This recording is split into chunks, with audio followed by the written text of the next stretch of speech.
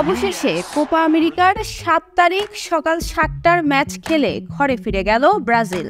অপরদিকে টাই ব্রেকারে 4-2 ব্যবধানে জিতে সেমিফাইনালে উঠে গেল উরুগুয়ে। কোয়ার্টার ফাইনালে 10 জনের উরুগুয়ের কাছে নাস্তানাবুদ হতে হলো 5 বার বিশ্বকাপ জয়ী দল ব্রাজিলকে। প্রথমার্ধে উত্তেজনা ছড়ালেও গোল পেতে ব্যর্থ ছিল ব্রাজিল উরুগুয়ে। সেই উত্তেজনা ক্রমশ বেড়ে যায় পরের অর্ধে। এক পর্যায়ে কড়া ট্যাকল করে লাল কার্ড দেখেন উরুগুয়ের মিডফিল্ডার নাতিহাস নান্দোস। কিন্তু 10 জনের বিপক্ষেও সুযোগটা নিতে পারেননি দরিভাল জুনিয়রের শিষ্যরা।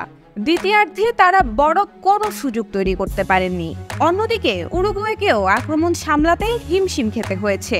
কোনো পক্ষই গোল না পাওয়ায় ম্যাচের ফলাফল নিষ্পত্তি হয় টাই ব্রেকারে। মূলত টাই ব্রেকারের স্নায়ুচাপ সামলাতে পারেনি ব্রাজিল।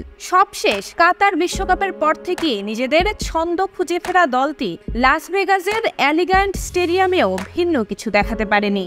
দরিভাল জুনিয়র অল্প সময়ে দলটিকে গুছিয়ে তোলার আভাস দিলেও ফিনিশিং এবং মাঝমাঠে তাদের দুর্বলতা টের পাওয়া গেছে হারে হারে, যার সমাপ্তি ঘটিয়ে টাই ব্রেকারে উরুগুয়ে জিতেছে 4-2 গোলে।